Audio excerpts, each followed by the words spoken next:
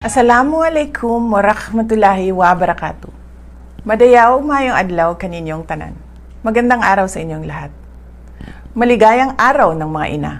Isang taus-pusong pagbati sa lahat ng ina, mga nanay, mama, mami, lola, at sa lahat ng tumatayong ilaw ng tahanan para sa kanilang pamilya.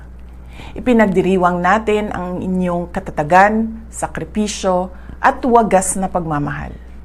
Sa bawat araw na inilalaan ninyo sa inyong pag-aaruga, pagtataguyod, at paggabay sa inyong mga anak at mahal sa buhay, isinasabuhay ninyo ang uri ng pagmamahal na tapat, dalisay, at walang kapantay.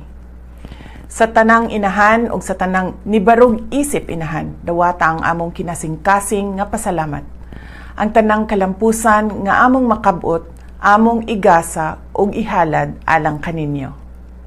Bilang mga anak at bilang mga inang patuloy ding natututo, ang aming sukli ay pagmamahal, paggalang at ang pagsusumikap na mamuhay ng may dangal, malasakit at integridad para sa kapwa at para sa bayan.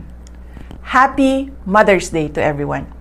Ang lahat ng ginagawa natin ay para sa Diyos, sa bayan at sa bawat pamilyang Pilipino.